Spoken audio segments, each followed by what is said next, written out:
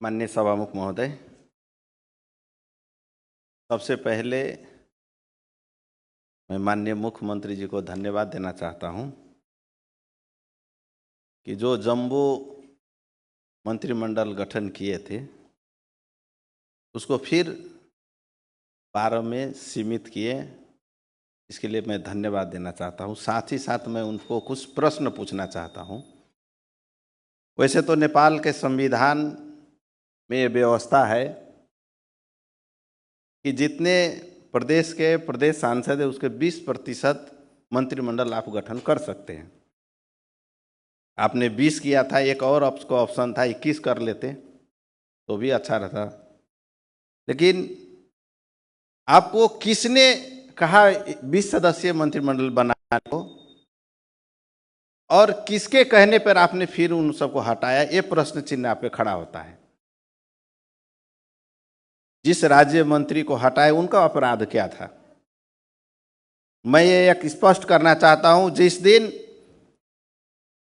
राज्य मंत्री चाहे मंत्रिपरिषद विस्तार हुआ, अभी गठबंधन में 4 दल है, कांग्रेस, एमाले, जनमत और लोसपा। न विस्तार के समय में हमारे पार्टी का सहमति था, न खारिजी के समय में हमारे पार्टी का सहमति था। हम सब ने विस्तार के समय में भी विरोध किया था और खारिज के समय में तो आपने इतना बेइज्जत सबको किया।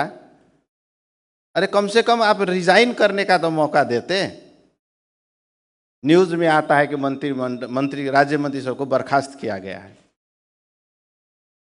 ये तो अपराध किया आप राज्य मंत्री सबको बनाए, आप 5-7 दिन में हटा दिए, अपराध किया आपने। मंत्रालय का संख्या आज के दिन में भी 11 मंत्रालय और एक मुख्यमंत्री परिषद, मतलब 12 ठो जमा आप मंत्री परिषद का गठन किए हैं। ठीक से आप देखिएगा तो बहुत सा ऐसा मंत्रालय है जिसका बजट आपको 80 करोड़ 90 करोड़ है, जो इस प्रदेश में कितना नगर पालिका से कम है। तो क्या आपको ये नहीं लगता है कि आपका मंत्री परिषद, आप जो मंत्रालय बनाए वो मंत्रालय का संख्या आज भी ज्यादा है? एक जनमत पार्टी का हम नारा देखते हैं, फलना है तो संभव है। वास्तव में संभव है, दिखाई देता। आप ही के नेतृत्व में 20 का सदस्यीय मंत्रिमंडल भी संभव है, फिर 4 दिन में हटा देना भी संभव है। एक और आग्रह है, आप ये मंत्रिमंडल जो मंत्रालय की संख्या घटा दीजिए, वो संभव। यदि वो कर दिए तो आप क्रांतिकारी कहलाएंगे। विगत में शुरू में जब प्रदेश सरकार गठन हुआ, प्रदेश पहला बार, तो सिर्फ 7 मंत्रालय था, फिर भी चल रहा था ना प्रदेश। आज देखिए आपका 11 मंत्रालय है। निमित्त सचिव के भर पे आप चला रहे हैं मंत्रालय, आपके पास सचिव नहीं है। कर्मचारी कितना मंत्रालय में? 8 से 10 कर्मचारी, उससे ज्यादा तो एक स्वास्थ्य इकाई में, स्वास्थ्य कार्यालय में, मतलब वार्ड कार्यालय में उससे ज्यादा कर्मचारी होता है।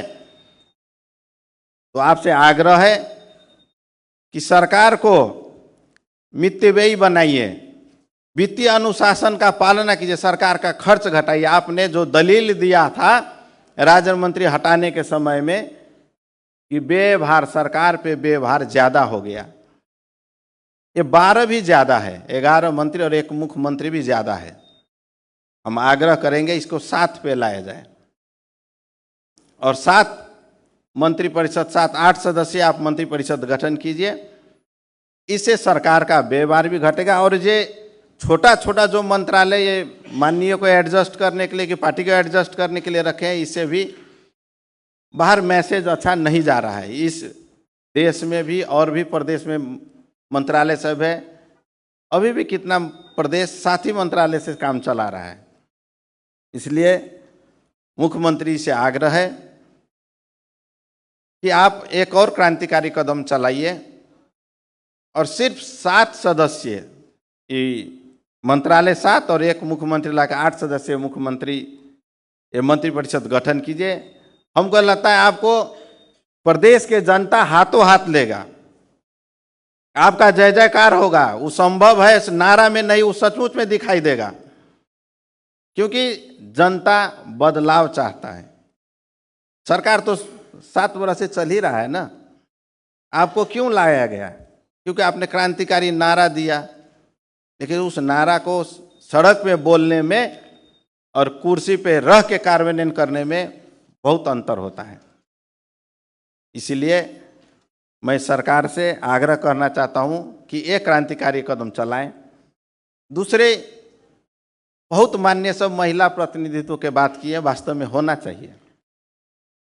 आप जैसे लोक सेवा में 50% महिला का आरक्षण दिए हैं, आप इसमें भी प्रावधान कीजिए। मंत्रिपरिषद में 50% महिला रहेगी, अनिवार्य। मेरे पार्टी को एक ही मिला है, 100% सहभागिता महिला का ही है। इसलिए अन्य पार्टी को भी, जिस पार्टी को ज़्यादा मिला है, हम आग्रह करेंगे कि महिला ही नहीं, सिर्फ समावेशी भी दिखाई देना चाहिए। सभी क्लस्टर से प्रतिनिधित्व हो। जो 4 मंत्रालय लिए हैं, उनका मंत्रिपरिषद, उनके पार्टी का प्रतिनिधित्व का फेस भी देखिए, कितना समावेशी किए हैं। उनके पार्टी के माननीय है कि नहीं, अन्य उस समावेशी है कि नहीं, वो देखने की जरूरत है।